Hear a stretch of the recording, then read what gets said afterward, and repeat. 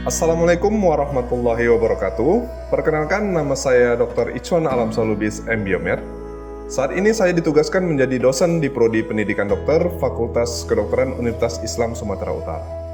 Riwayat pendidikan terakhir yang saya jalani adalah Magister Ilmu Biomedik Fakultas Kedokteran Universitas Sumatera Utara dengan peminatan khusus farmakologi, serta telah lulus pada tahun 2017. Latar belakang pendidikan yang saya jalani ini sesuai dengan bidang ilmu farmakologi yang merupakan kontributor mata kuliah modul biomedik 2 yang saya ampu bersama dengan sejawat lain secara tim teaching. Modul biomedik 2 dilaksanakan pada semester 1 tahun pertama, merupakan modul ketiga dan akan dijalankan selama 4 pekan dengan bobot 4 SKS. Mata kuliah ini merupakan materi pembelajaran untuk mengembangkan keterampilan mahasiswa dalam proses menjadi seorang dokter yang bermoral islami, berakhlak mulia, profesional, mengikuti dan memanfaatkan perkembangan informasi, ilmu pengetahuan, dan teknologi di bidang teknologi kedokteran. Juga mampu mengembangkan ilmu dan kompetensinya sesuai dengan perkembangan iptek kedokteran untuk kemaslahatan umat. Ilmu biomedik klinis yang dipelajari akan mengembangkan pengetahuan dasar-dasar penyebab dan tata laksana penyakit yang akan dimanfaatkan dalam praktek klinik sebagai seorang dokter di masa depan. Di akhir pembelajaran mahasiswa diharapkan memiliki pemahaman mengenai agen-agen penyebab penyakit, dasar patogenesis atau mekanisme penyakit, dasar pemeriksaan penunjang, serta prinsip dasar farmakologi. Beberapa dosen kontributor di bidang ilmu pada mata kuliah modul biomedik 2 yaitu mikrobiologi, parasitologi, patologi anatomi, patologi klinik, dan farmakologi. Capaian pembelajaran mata kuliah modul biomedik 2 ini yaitu ada 4, yang merupakan CPMK 1 yaitu mampu menjelaskan mengenai agen-agen penyakit penyebab penyakit, CPMK 2 mampu menjelaskan mengenai dasar patogenesis atau mekanisme penyakit, CPMK 3 mampu menjelaskan mengenai dasar pemeriksaan penunjang berdasarkan aspek biomedik klinis, CPMK 4 mampu menjelaskan mengenai prinsip dasar farmakologi. Dengan subcapaian pembelajaran mata kuliah untuk topik yang saya berikan yaitu sub CPMK 4.4, yaitu mampu menjelaskan tentang bentuk dan rute sediaan obat serta kaidah penulisan resepen.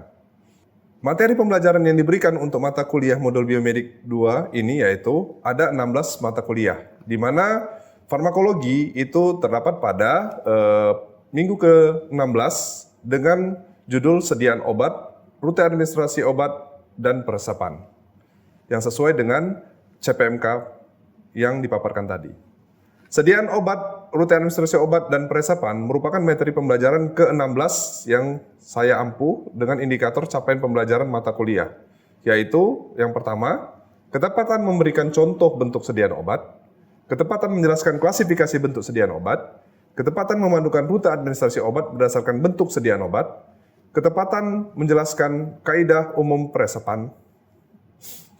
Sistem dan metode pembelajaran yang diberikan untuk mata kuliah modul biomedik 2 ini yaitu 1. Secara sinkronus, baik kegiatan kuliah pakar secara tatap muka atau tatap maya dengan pendekatan discovery learning serta tutorial diskusi kelompok dengan pendekatan student center learning selama 16 kali pertemuan kuliah pakar dan 8 kali pertemuan tutorial.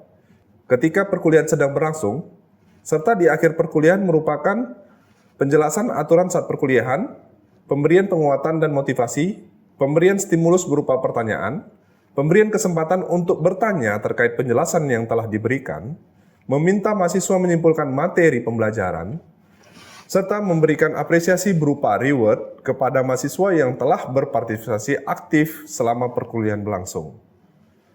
Sistem penilaian akhir untuk mata kuliah modul biomedik 2 ini yaitu yang pertama adalah evaluasi harian bobot 10% dengan metode penskoran yang menilai keaktifan mahasiswa saat proses tutorial.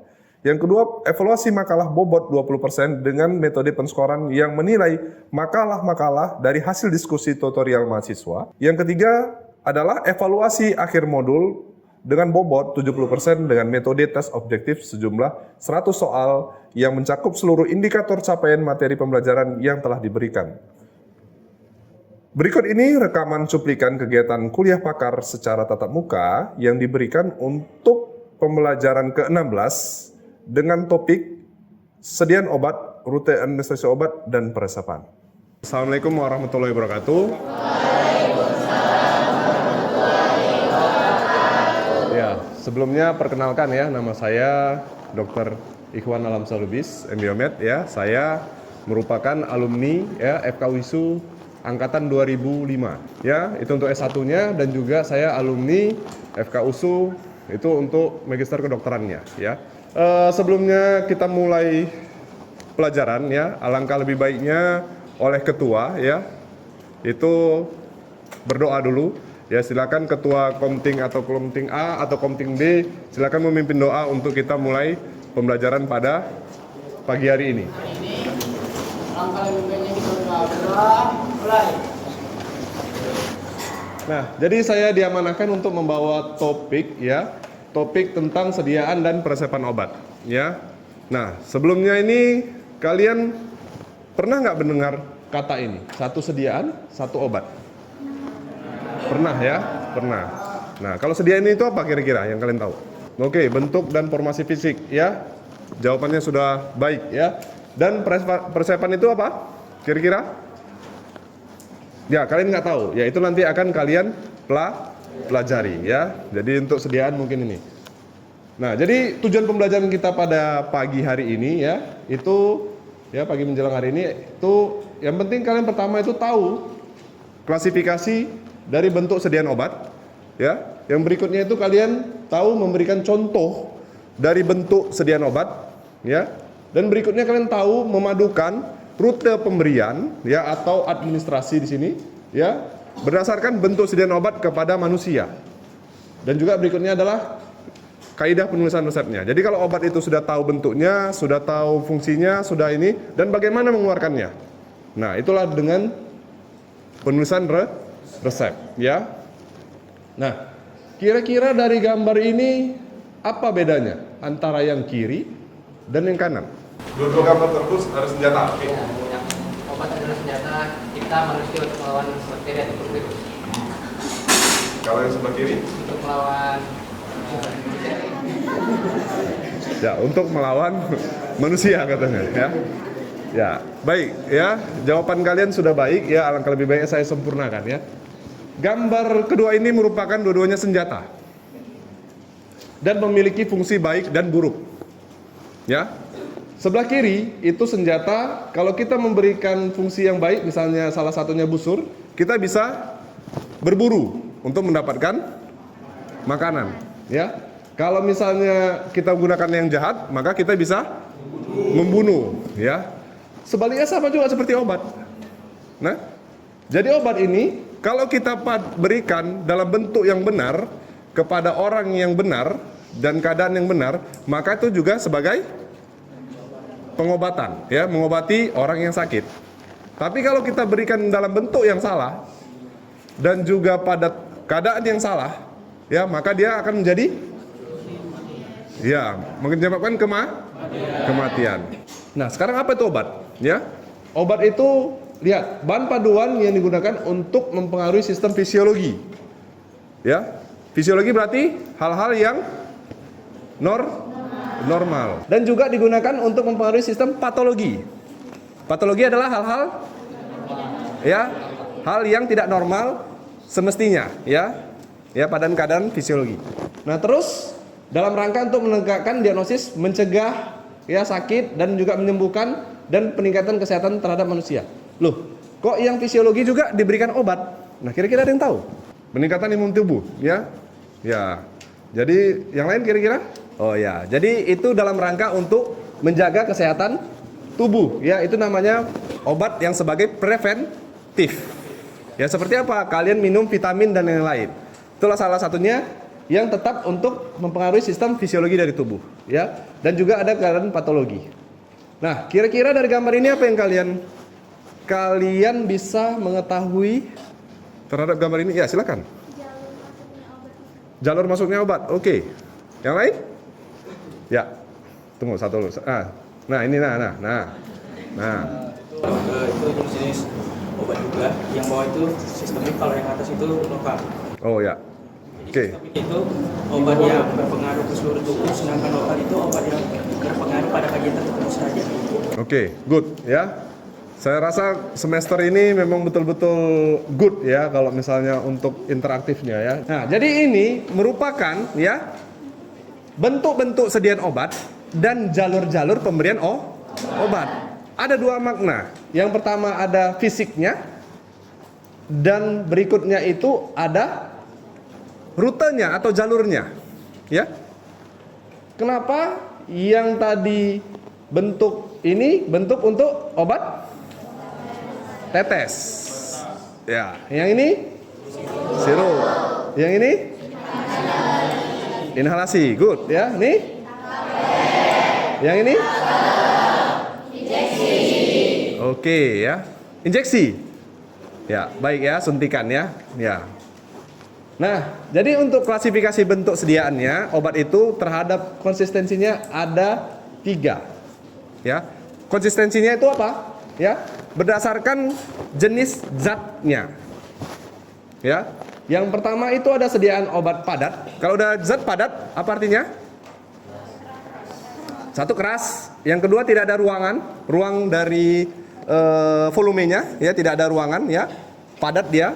Nah, berikutnya, yang cair.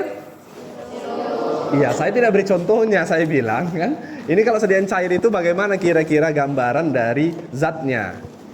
Ya, berupa, ya, larutan, ya, berupa larutan dan dia ada volumenya. Ya, jadi yang dari padat itu dia satuannya berat, ya, satuannya berat. Misalnya apa satuan berat? Gram, ya. Nah, kalau yang cairan satuannya mili, ya. Jelas sampai situ ya. Baru ada bentuk sediaan lain itu ada sediaan eliksir, ya. Ada sediaan eliksir dan juga ada nanti sediaan solusio atau larutan murni, ya, cairan, ya. Baru ada sediaan sirup cair dengan larutan apa? Emulsi. Nah, itu terbentuk dari kristal, ya, dengan konsistensi padat, ya. Baru ada yang semi padat itu ada unguenta. Unguenta itu adalah salep. Ya, salep. Tapi salep ini dalam konsistensi semi padat, ya, semi padat yang lebih banyak, ya, banyak konsentrasi zat padatnya. Ya. Dan juga ada yang krim, ya. Krim dan juga ada gelatin. Gelatin itu sebagai jelly. Ya, jelly. Artinya untuk apa? Ya. Ada beberapa obat yang dia mengandung jelly ataupun mengandung krim yang ada minyaknya, itu berhubungan pada penetrasi, ya, atau masuknya obat, ya, ke dalam sistem tubuh manusia. Ya. Baru ada yang dia dalam bentuk patch, ya. Patch itu adalah transdermal, ya, atau plester. Ya, contohnya apa? Ya, koyo, ya. Koyo itu dia isinya ada zat aktif. Baru ada bentuk sediaan obat pada mukosa tubuh. Mukosa itu artinya, ya, di dalam, ya, jaringan-jaringan tubuh. Seperti pada mata, ya. Mukosa mata itu misalnya tetes mata. Ya, nanti di mukosa telinga pun ada, ya, obat tetes telinga. Ya. Obat tetes telinga. Nah, baru ada obat mukosa pada hidung, itu bermacam-macam jenis sediaannya. Ada yang dia tetes, ada yang dia hirup, ya. Nah, baru ada bentuk sediaan khusus, itu ada yang injeksi. Nah, ini khusus ya. Injeksi ini nanti sediaan dalam bentuk kemasan, itu ada sediaannya ampul, ada nanti sediaannya flakon, ya. Ada sediaannya vial atau flakon, ya. Nah, apa bedanya, Dok? Ya, bedanya adalah banyaknya, ya, jumlah zat di dalam satu sediaan. Baru ada supositoria, itu sediaan yang bisanya diberikan di dalam rektum, ya. Yang di dalam rektum itu ada 2 jenis. Ada yang namanya supositoria, itu dia bentuk sediaannya padat. Ada namanya klisma atau enema, itu bentuk sediaannya cair. Ya. Nah, kalau klisma sama enema ini contohnya apa? Ya, contohnya itu ada mikrolak, ya. Baru ada supositoria. Supositoria itu dalam bentuk sediaan padat seperti peluru. Ya, itu harus juga dimasukkan ke dalam rektum. Oke, baru ada bentuk sediaan padat yang lainnya, atau ada tablet isap, sublingual, baru ada kunyah, effervescent, tablet salut, tablet forte, lepas lambat. Ya, banyak kali ya tablet ya. Oke, jadi kalian harus tahu dulu. Nah, kalau misalnya hisap, ya, artinya tablet isap, kalian harus mengedukasi pasiennya. Kalau dihisap ini dia tidak boleh ditelan. Ya. Baru ada sublingual. Nah, sublingual ini ya, itu tablet yang diletakkan di bawah lidah. Misalnya orang-orang dengan serangan jantung, ini diberikan tiba-tiba ada serangan, maka ini diberikan obat antinya di awal. Baru ada tablet kunyah, ya. Tablet kunyah ini juga ada tablet isap sama, ya, ada yang antasida. Ya, kalau yang kunyah itu yang harus dihancurkan dulu, dia dari bentuknya. Mulai sekarang kalau kalian sudah belajar bentuk sediaan obat, cara menghafal ya dari bentuk sediaan obat itu adalah lihat obat yang kalian pakai atau keluarga kalian pakai atau yang lain-lainnya. Yang pertama apa yang harus kalian lihat? Yang pertama namanya. Yang kedua isinya apa? Ya, yang ketiga apa bentuk sediaannya. Ya, dan berikutnya itu adalah ya bagaimana cara penggunaannya. Baru ada yang tablet effervescent. Effervescent ini harus dilarutkan dulu oleh memakai dengan air. Ya, kalau tidak dilarutkan, ya disuruh telan dulu. Nah, maka itu akan mengiritasi lidah, mukosa mulut. Ya, baru ada yang apa? Salut gula. Salut gula ini dia artinya apa? Dilapisi oleh lapisan gula supaya untuk menghilangkan rasa atau bau dari obat tersebut. Misalnya obat-obat apa? Obat-obat yang untuk multivitamin, contohnya apa? Zat besi. Baru ada salut entrik. Nah, salut entrik ini apa lagi, Dok? Banyak kali ya. Salut entrik ini obatnya itu ditujukan lepasnya di sistem saluran cerna bagian bawah. Ya, obat-obat penghilang rasa nyeri, ya, itu akan membuat lambung teriritasi. Baru ada forte. Nah, forte ini artinya apa? Obat ini ya, dosisnya itu ditingkatkan dari dosis awal. Ya, dosis awal. Ya, misalnya dosisnya 500, yang sediaan forte, maka sediaannya 700. Jadi untuk apa, Dok? Supaya dia tidak membeli ya obat dengan sediaan di bawah dari sediaan yang kita butuhkan. Baru ada tablet lepas lambat, ya. Tablet lepas lambat ini yang dibilang slow release. Artinya obat itu nanti akan perlahan-lahan dilepaskan. Misalnya penggunaan obat itu 8 jam.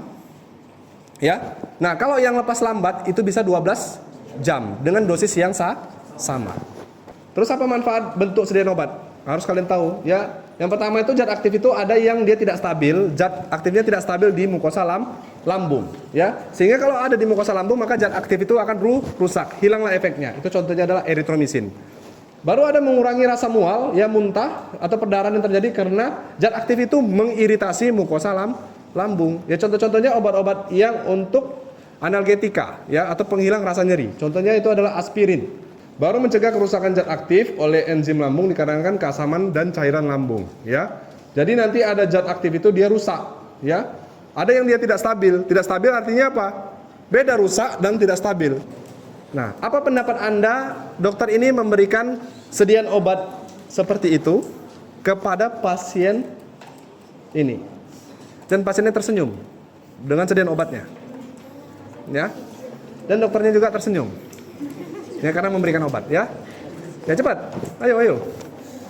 Ada yang memberikan komentar? Ini ya, ini adalah merupakan pemberian obat ya untuk faktor penderita, ya. Jadi jika faktor penderitanya adalah orang tua, ya, maka bisa diberikan sediaan larutan. Kenapa seperti itu, Dok? Karena fungsi sistem pencernaan dari usia lanjut itu ya akan menurun, ya, berbeda dengan orang yang usia remaja, ya, atau usia dewasa, ya.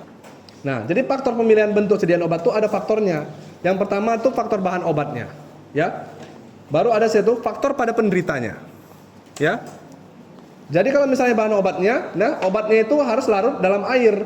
Jadi kalau misalnya larut dalam air, resep umumnya diberikan dalam bentuk padat.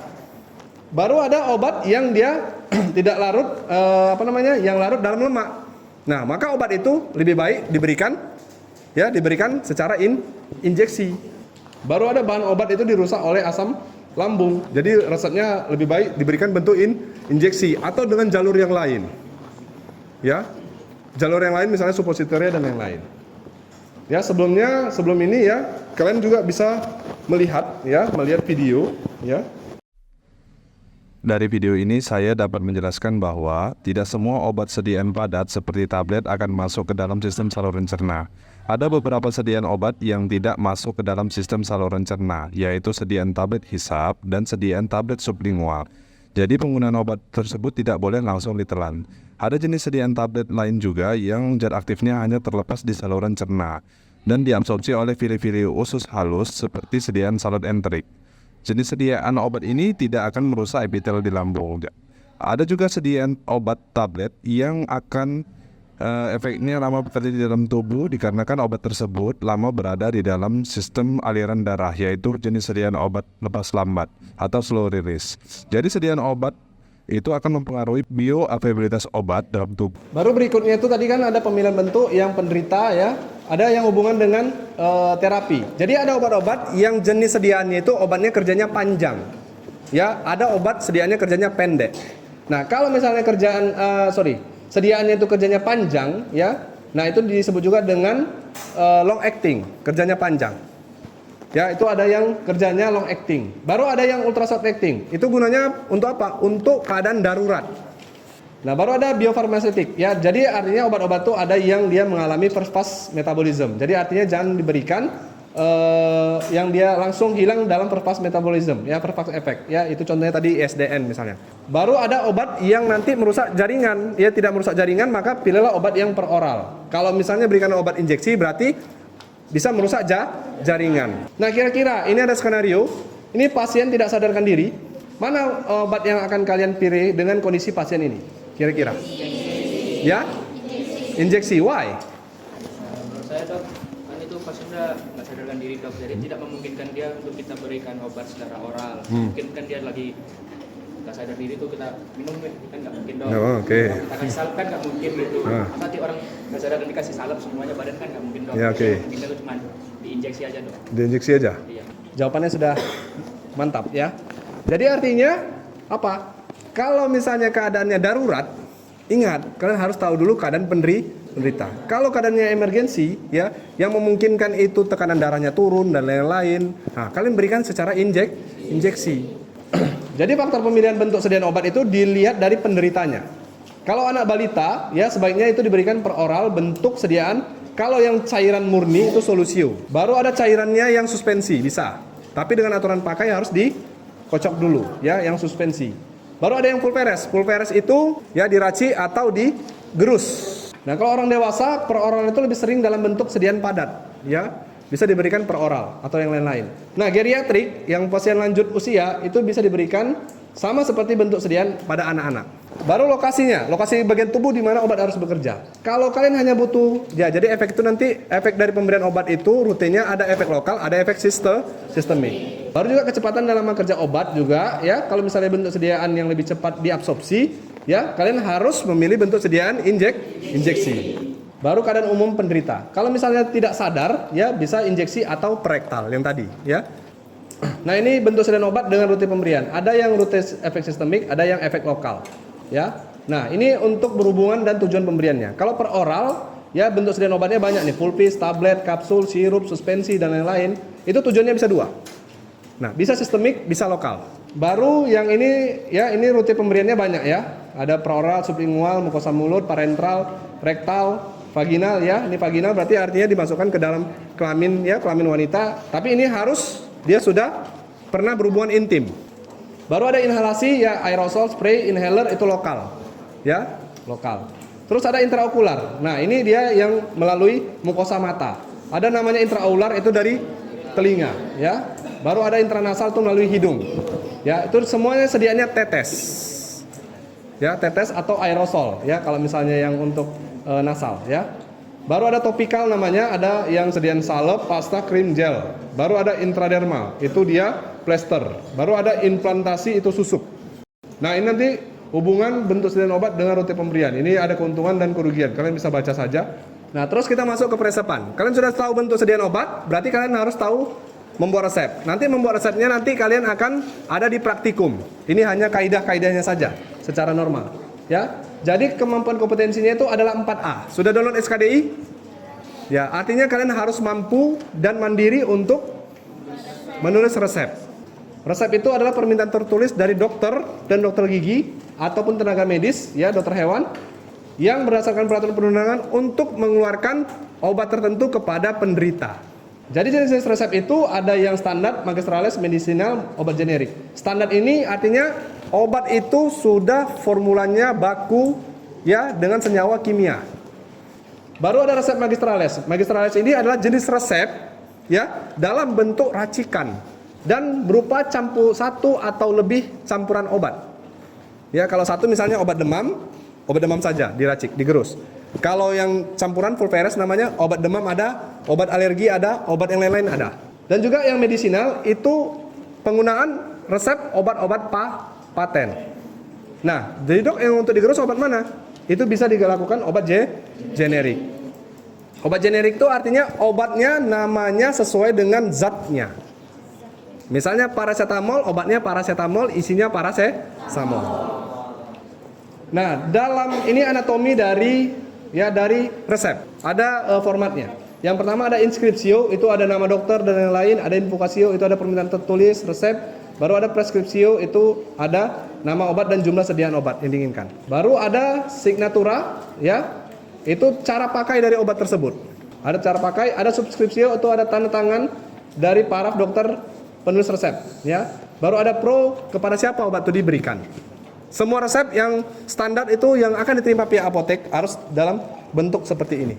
Apabila ada yang hilang dari salah satu ini, maka itu tidak bisa diberikan oleh pihak apoteker. Terus nanti di dalam persepan itu juga ada tanda-tanda penting. Kira-kira dari bentuk sediaan obat ini, bentuk resep ini sudah normal? Ada yang bisa jawab ini sudah normal?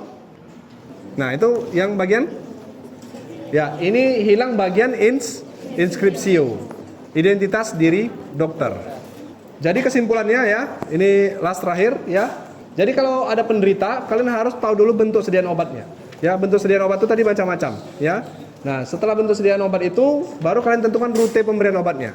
Yang seperti yang saya tampilkan, baru di siap itu obat itu harus dikeluarkan dengan resepan obat. Kita masuk sesi diskusi, 2 pertanyaan saja. Yang baik ya, yang baik dan benar akan mendapatkan reward. Sebelumnya saya mau nanya dok, tadi ada dokter jelaskan kalau pemberian obat sirup itu harus dengan sendok takarnya dok. Nah, kalau tidak pakai sendok takar atau kayak kita pakai sendok makan gitu, itu nggak sesuai. Tapi dari yang saya alami dok, saya seringnya pakai sendok makan dok, tapi sembuh kok dok. Itu sembuh? Iya, kenapa dok? Ya, kenapa? Iya. Oke. Sendok biasa tuh milihnya belum sesuai. Ya. Kenapa? Ya karena ada konsentrasi zat di dalam larutan. Konsentrasi zat itu tiap 5 mili 120 mg. Terkait pemberian obat dok, misalnya kita mau diberi obat, tapi pasiennya itu lagi kekurangan cairan gitu dok. Jadi kayak mana proses obat itu dok? Jika kita kekurangan cairan, dampak obat ini bagaimana? Ya, oke, baik ya. Jadi kekurangan cairan pada tubuh itu berdampak juga pada volume distribusi dari obat. Ya.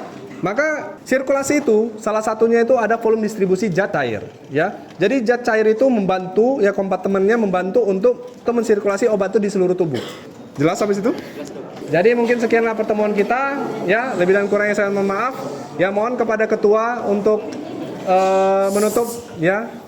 menutup pertemuan kita dengan doa.